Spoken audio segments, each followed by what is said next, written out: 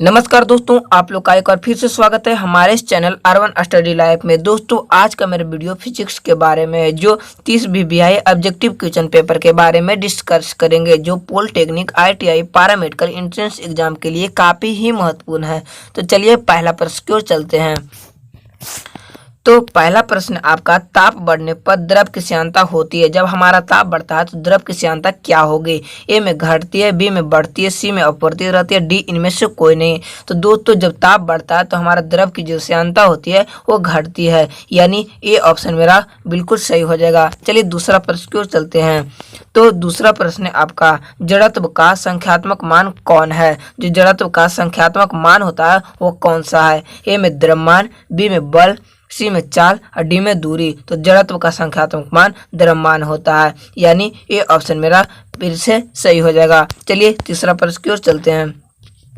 तो तीसरा प्रश्न आपका, दूरी का सबसे बड़ा मात्रक कौन है? जो दूरी होता है उसका सबसे बड़ा मात्रक कौन सा है? ए में प्रकाश वर्ष, बी में पारसेक, सी में विस्थापन, डी में डायन। तो दोस्तों, दूरी का जो सबसे बड़ा मात्रक है वो पारसेक है, यानी बी ऑप्शन मेरा बिल्कुल सही हो जाएगा। चलिए 4 नंबर प्रश्न की ओर चलते हैं।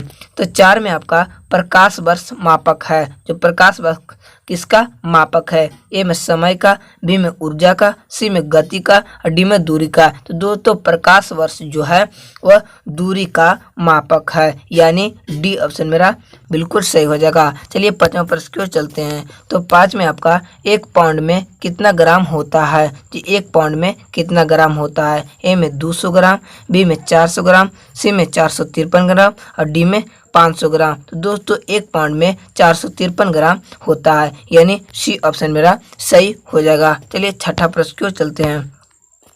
तो 6ठा में आपका, न्यूटन मीटर मात्रक है। न्यूटन मीटर किसका मात्रक है? ए में बल आघूर्ण का, बी में जड़त्व आघूर्ण का, सी में आवेग का और डी में संवेग का। तो दोस्तों, न्यूटन मीटर जो है बल आघूर्ण का मात्रक है, यानी ये ऑप्शन मेरा बिल्कुल सही हो जाएगा। चलिए 7 नंबर प्रश्न की ओर चलते हैं। तो 7 में आपका, मनुष्य का हाथ किस वर्ग का उत्तोलक है? जो मनुष्य का हाथ होता है वो किस वर्ग का उत्तोलक है? ए में प्रथम उत्तोलक, बी में द्वितीय उत्तोलक, सी में तृतीय उत्तोलक और डी में उत्तोलक नहीं है। तो दोस्तों, जो मेरा मनुष्य का हाथ होता है वो तृतीय उत्तोलक होता है, यानी सी ऑप्शन मेरा सही हो जाएगा। चलिए 8 नंबर प्रश्न की ओर चलते हैं। तो 8 में आपका, अस्थाई चुंबक बनाए जाते हैं। जो अस्थाई चुंबक बनता है वो किस पदार्थ का बनता है? ए में इस्पात के, बी में नर्म लोहा के, सी में तांबा के और डी में एल्युमिनियम के। तो दोस्तों, अस्थाई चुंबक जो है इस्पात का बनता है, यानी ये ऑप्शन मेरा बिल्कुल सही हो जाएगा। चलिए 9 नंबर प्रश्न की ओर चलते हैं। तो 9 में आपका, वस्तु की मात्रा बदलने पर अपरिवर्तित रहेगा। जब वस्तु की मात्रा बदलेंगे तो क्या अपरिवर्तित रहेगा? ए में आयतन, बी में भार, सी में द्रव्यमान और डी में घनत्व। तो दोस्तों, जब वस्तु की मात्रा बदलेंगे तो घनत्व अपरिवर्तित रहेगा, यानी डी ऑप्शन मेरा बिल्कुल सही हो जाएगा। चलिए 10 नंबर प्रश्न की ओर चलते हैं। तो 10 में आपका, दूरबीन का आविष्कार किसने किया? जो दूरबीन होता है उसका आविष्कारक कौन है? ए में गैलीलियो, बी में गुटेनबर्ग, सी में एडिसन और डी में ग्राहम बेल। तो दोस्तों, दूरबीन का जो आविष्कारक है वो गैलीलियो साहब है, यानी ये ऑप्शन मेरा बिल्कुल सही हो जाएगा। चलिए 11 नंबर प्रश्न की ओर चलते हैं। तो 11 में आपका, रेडियो सक्रिय पदार्थ उत्सर्जित करता है। जो रेडियो सक्रिय पदार्थ होता है वो क्या उत्सर्जित करता है? ए में अल्फा किरण, बी में बीटा किरण, सी में गामा किरण और डी में इनमें से सभी। तो दोस्तों, रेडियो सक्रिय जो पदार्थ है वो इनमें से सभी किरणें को उत्सर्जित करते हैं। अल्फा किरणें को भी उत्सर्जित करते हैं, बीटा किरणों को भी उत्सर्जित करते हैं, गामा किरणों को उत्सर्जित करते हैं, यानी इनमें से सभी मेरा ऑप्शन सही हो जाएगा। चलिए 12 नंबर प्रश्न की ओर चलते हैं। तो 12 में आपका, निम्न में से कौन प्रतिचुंबकीय है? जो प्रतिचुंबकीय पदार्थ है वो कौन सा है? ए में लोहा, बी में निकेल, सी में कोबाल्ट, डी में बिस्मथ। तो दोस्तों, प्रतिचुंबकीय जो है बिस्मथ होता है, यानी डी ऑप्शन मेरा बिल्कुल सही हो जाएगा। चलिए 13 नंबर प्रश्न की ओर चलते हैं। तो 13 में आपका, न्यूट्रॉन की खोज किसने की थी? जो न्यूट्रॉन होता है उसका खोजकर्ता कौन है? ए में रदरफोर्ड ने, बी में थॉमसन ने, सी में चैडविक ने और डी में न्यूटन ने। तो दोस्तों, न्यूट्रॉन का खोज जो है वह चैडविक ने किया था, यानी सी ऑप्शन मेरा बिल्कुल सही हो जाएगा। चलिए 14 नंबर पर क्यों चलते हैं। तो 14 में आपका शुष्क सेल है। शुष्क सेल कौन सा सेल है? ए में प्रथम सेल, बी में द्वितीय सेल, सी में तृतीय सेल, डी में चतुर्थ सेल। तो दोस्तों जो हमारा शुष्क सेल है वह प्रथम सेल है, यानी ए ऑप्शन मेरा बिल्कुल सही हो जाएगा। चलिए 15 नंबर पर क्यों चलते हैं। तो 15 में आपका जूट प्राप्त होता है। दोस्तों जूट किस पदार्थ से प्राप्त होता है? ए में बीज से, बी में फ्लोएम से, सी में मध्यवित्ती से और डी में फल से। तो जूट जो है दोस्तों वह फ्लोएम से प्राप्त होता है, यानी बी ऑप्शन मेरा बिल्कुल सही हो जाएगा, फ्लोएम। चलिए दोस्तों 16 नंबर पर की ओर चलते हैं। तो 16 में आपका 16 नंबर पर उसके पहले दोस्तों आप लोग से एक रिक्वेस्ट है कि अगर हमारे इस चैनल को सब्सक्राइब नहीं किया तो चैनल को सब्सक्राइब कर ले और बेल आइकन को दबाना ना भूले। तो 16 नंबर पर से देखते हैं, टमाटर का रंग लाल किस लवक के कारण होता है? यहाँ पर लवक होना चाहिए दोस्तों, ठीक है। टमाटर का रंग किस लवक के कारण लाल होगा? ए में विटामिन के कारण, बी में कैरोटीन के कारण, सी में लाइकोपीन के कारण और डी में विटानिन के कारण। तो जो टमाटर का रंग होता है वो लाइकोपीन के कारण लाल दिखाई देता है, यानी सी ऑप्शन मेरा बिल्कुल सही हो जाएगा। चलिए 17 नंबर पर इसकी ओर चलते हैं। तो 17 में आपका खाना पचाने वाला अम्ल कौन है? जो खाना पचाता है वो कौन सा अम्ल है? ए में सल्फ्यूरिक एसिड, बी में हाइड्रोक्लोरिक अम्ल, सी में एसिटिक अम्ल और डी में ऑक्जेलिक अम्ल। तो खाना पचाने वाला जो है दोस्तों अम्ल होता है वह हाइड्रोक्लोरिक अम्ल होता है, यानी बी ऑप्शन मेरा बिल्कुल सही हो जाएगा। चलिए 18 नंबर पर इसकी ओर चलते हैं।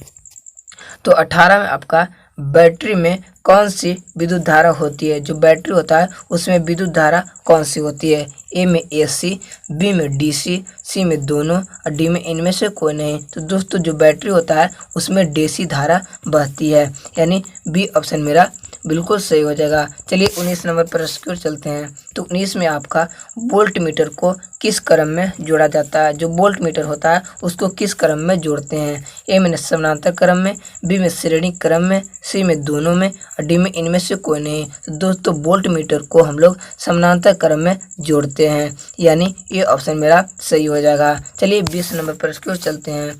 तो 20 में आपका धारा की इकाई होती है। जो धारा होती है वो किसकी इकाई होती है? ए में वाट, बी में जूल, सी में अश्व शक्ति और डी में एम्पियर। तो दोस्तों धारा की जो इकाई होती है वो एम्पियर होती है, यानी डी ऑप्शन मेरा बिल्कुल सही हो जाएगा। चलिए 21 नंबर पर इसकी ओर चलते हैं।